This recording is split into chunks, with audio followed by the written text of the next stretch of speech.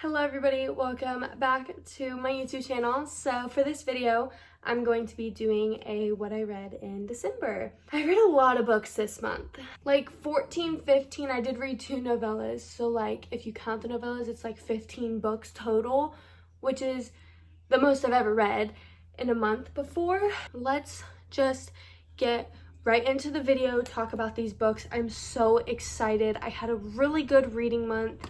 The first book that I started off this month was The Queen of Nothing by Holly Black. Wow.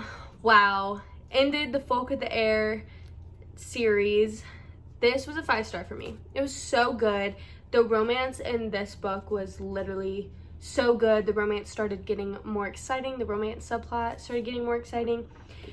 It was just so good. Like, I loved it so much. I didn't really want to go too much into what it was about because it spoils the other books, but this one was definitely my favorite in the series, and I'm so happy that I read it. Definitely going down this year as one of my favorite fantasy series. Then I read Siege and Storm by Leigh Bardugo. Honestly, all the books that I read at the beginning of this month just feel like forever ago. Like, I don't really remember this one, but I did end up rating it 4 stars. It was enjoyable. The only thing with the Shadow and Bone books is, like, the beginning is really interesting. Like, I was really enjoying the book in the beginning, and then the middle of it just kind of gets flat. It just falls flat for me. Nothing really happens, and then the ending, you know, goes off on a cliffhanger, so you're excited for the next one. So, I mean, it was just a basic 4 stars. I really did enjoy the beginning of the book, though. Again, I'm not going to go into what happened in this one because it will spoil the first book and what happens in that one. But basically the series is about Alina. She discovers that she has these new powers that nobody else has. So she gets recruited to help the Darkling, which is like basically like a commander in like the military. And things happen in the series. It's very interesting, and I really like the plot of the book. Like, I think it's very interesting. I love Alina as a character, and Mal, I didn't love him in either of the books. I don't love Mal. So the romance portion of the book isn't my favorite. Mal just kind of annoys me, but overall, really good. And then I read Addicted to You by Kristen Becker Ritchie. 4.5 stars. This was the first book in a series, and I loved it so much. This basically follows Lily and Lo. Lily is a sex addict and Lo is an alcoholic, and they kind of are just going about their lives. It is fake dating, and they have to pretend and to date so they can keep up their addictions. And I just love it. I think it was so good. I love the relationship between Lily and Lo, and I can already tell throughout the series it's just gonna get so much better. And I can't wait. I already have the second book on my TBR for January. Go watch that because you'll see it. And yeah, I'm so excited to continue on with the series. It's so good so far, and it's only the first book. Then I read The Final Gambit by Jennifer Lynn Barnes. This is the third and final book in the Inheritance Game series. This one I rated 4 stars. I know a lot of people don't necessarily love the last book. It does kind of go off course of the plot of the other 2 books, but I still really did enjoy it, and I think I enjoyed it just because I got to read more with the characters. The romance overall, I don't really care about the romance, I'm not gonna lie. I think both of the boys are basic romantic characters, but overall, like, them as a character in the story, I love them, but as like a romantic partner, I'm not that interested in. I actually really did enjoy the plot of the story in this one, and I think that's an unpopular opinion because I know a lot of people didn't love it, but I enjoyed it. I really did love the final book. I rated it 4 stars, so obviously I enjoyed it, and I'm sad that it's over, but I loved the riddles. It's such a fun series to binge, and it's a quick read. It's perfect. And then I read Dial A for Aunties by Jessica Sutanto. I rated this one 4 stars. This is just a cute, cozy mystery. It's funny, it has some romance in it. Basically, in this book, it follows Meddy. I forget how she goes, but she ends up accidentally killing a man, and her aunties and her mother help her cover it up, and it just goes along in the story, them trying to cover it up. Everything just goes wrong, obviously. It makes the story more exciting, and the romance was honestly really cute in this story, and I know it carries on into the second one, which is again on my TBR for January, but I really did enjoy it. The writing was a little different for me for some reason. The writing just felt different. I don't know how to explain it, but I did enjoy it. It was cute. It's not like one of my favorite books, but it was an enjoyable read. And then I read Josh and Hazel's Guide to Not Dating by Christina Lauren. This one was a 4-star for me. I really enjoyed it. It was a super, super short read, just a classic rom-com, taking a break between all the different genres and just going for a rom-com, exactly what I wanted. This one basically follows Hazel and Josh. Josh is Hazel's best friend's brother, and she forms this friendship with him, and then it obviously leads to something romantic. But Hazel was just I don't want to say it, like, she was just a quirky character, and I just like, she made me laugh a couple times. I think definitely she was kind of annoying in some parts. It's at the beginning. I didn't love Hazel at the beginning. I thought she was a little bit annoying.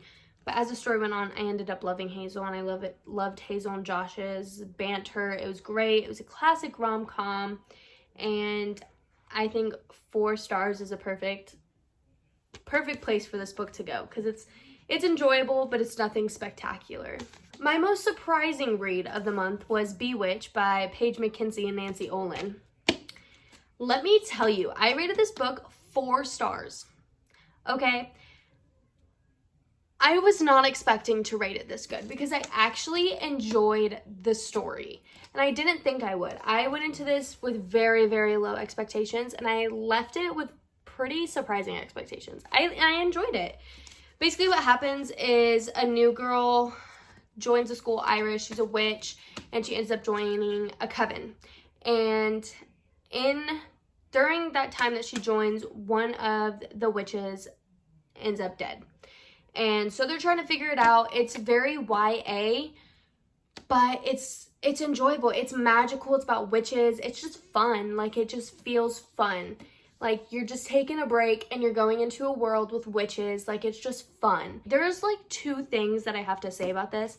Is in the synopsis, it talks a lot about Iris, the new girl, but honestly, throughout the story, you don't get, it's in 3rd person, but it's 3rd person omniscient, so it doesn't really follow Iris a whole lot in the story, which is really surprising. It follows the other girls more, and I thought that Iris would be the main character in this story, but she's really not, and it kind of bothers me because that's what I went into thinking.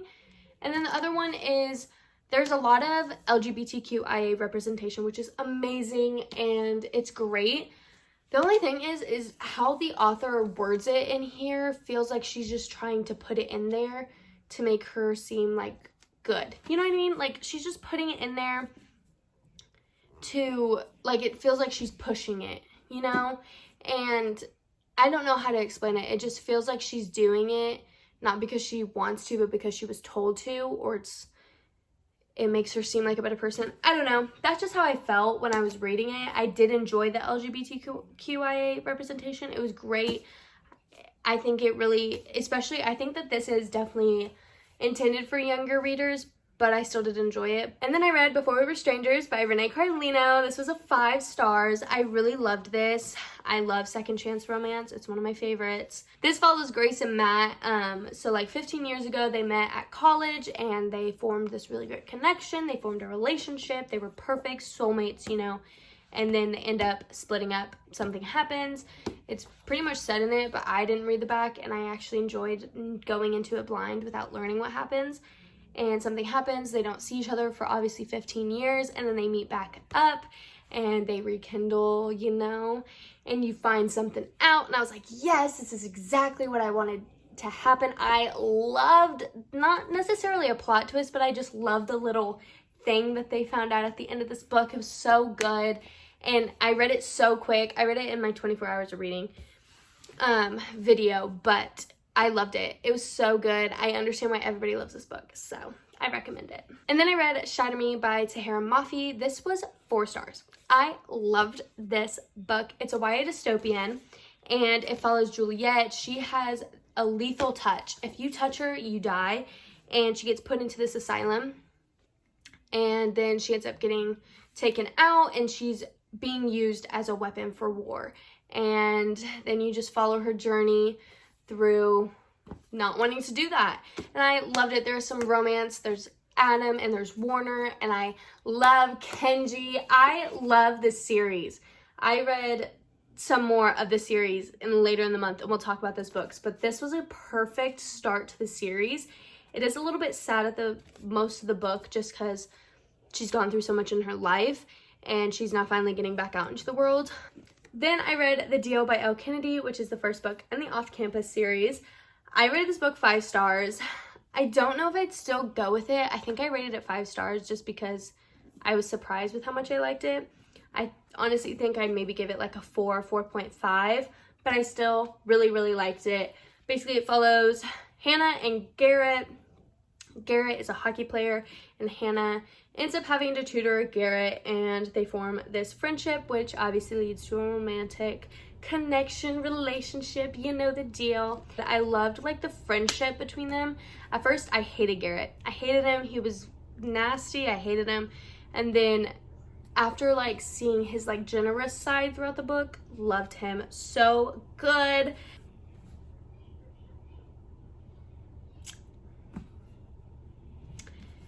Then I read The Secret History by Donna Tartt. What to say about this book? First of all, I rated it 2.5 stars. I did not like it. I hate that I didn't like it. I really wanted to. The writing, first of all, it just wasn't for me. Nothing against the writer, the writing was a little, you had to think about it. And that's not my favorite thing when I read a book, is you have to think about it. But the story also, there were some parts in the story that were interesting. I will give this story that. There were some parts that were like, whoa, I don't want to stop reading for a second. But then once it starts getting really, really good, it just stops. And it starts something different, and it's so boring, and I'm so tired of reading. And it just felt like this book dragged on. This is over 500 pages. This is the longest book so far that I've read this year. 559 pages, okay? This could have been like a 350 page book. There's so many extra scenes in there that I didn't need to read. I didn't care about. So this follows our main character, Richard. He ends up going to this elite college in New England. I don't even know what time period this takes place. I watched so many videos explaining this book and they never said anything about it. One video said they couldn't figure it out, and that's what made the book so good. I was like, no, I just can't figure it out. But it follows Richard. He goes to this new elite New England college. He joins a classics professor's class that only has like 5 students in it. It's very elite. It's very elite and pretentious. And it follows the story of Richard becoming friends with them, learning about their friend group, and the betrayals, the drama, the corruption. That's what it says on the back. The corruption, and something crazy happens. The ending, I will give this book that. The ending took a complete different turn that I was not expecting. My jaw did drop for that. I will give this story that. The ending was wow. I was not expecting. But the rest of the story was just, it fell flat for me. It wasn't my type of story, and I'm sad that I didn't like it, but I'm happy that I read it. 559 pages, okay? 8 chapters. I'm a girl that when I read a book, I have to stop at the end of that chapter, put a bookmarking, go to sleep. You know what I mean? But I couldn't do it with this, and that's a pet peeve of mine, is having to stop in the middle of a chapter on a random page. I hate that. I'm done hating on this book. It did have some good parts, but I don't like hating on this book because I know so many people love it. And I can see why. It's just not my type of book. After reading that depressing book, I wanted to read a Christmas romance. So I read In the Holidays by Christine Lauren. I rated this book 3.5 stars. It was a classic romance, Christmas romance. May goes to her family's cabin and spends Christmas with them, and then it's a time loop, so she keeps living that Christmas week over and over and over again and has to figure out what happens. The only thing that bothered me is the romance portion. Why did I want it to be the brother? So that really bugged me. And I just didn't love the romance. I didn't feel connected to the guy. I was like, I don't think you should be with him. I like the brother. Because that's what you think at the beginning of the story. You think it's the brother. So I'm going through this whole story like, are we going to go for the brother? Because I want him. I want to root for him. I'm not rooting for this guy. That's what bothered me. And then it was just kind of a classic Christmas romance. So there's nothing crazy about this book. Which makes me sad because I love Christina Lauren. And the writing didn't feel like Christina Lauren either. And then I read the Destroy Me novella for the Shatter Me series. Destroy Me follows Warner after, like, it takes place after the end of Shatter Me. I rated Destroy Me 4 stars because it made me have a newfound appreciation for Warner. It made me love Warner with everything in my being. Aaron Warner is my life, my love. I will root for him till the day I die. And I'm so happy I decided to read the novellas because so good. And then I read Unravel Me, which is the second full book in the Shatter Me series. Duh. I'm not going to talk about what happens in here because it definitely spoils Shatter Me. But I rated it 4.5 stars because I absolutely loved this book. I wanted to read every single minute of every single day while I was reading this book because it was so good. There wasn't like one boring part. I loved reading what was happening in Juliet's mind with her thoughts. The love, oh my god, it was so good. And then I read the last book of this month. I read Fracture Me, which is in Adam's point of view. I rated it 3 stars because it was kind of boring. There wasn't really much that happens. You kind of just get into Adam's thoughts and see what Adam thinks, but it wasn't anything special. And I'm not an Adam stan like I am Warner, so those were all the books that I read in December. Can you believe I read that many? Me neither. They had a really good reading month. I'm so happy I started the Shatter Me series. Literally my new obsession is the Shatter Me series. I think about Aaron Warner 20 times a day. Thank you guys so much for watching this video. I hope you enjoyed because I enjoyed filming it because I read so many amazing books this month. I'll see you guys when I see ya. Thank you. Bye.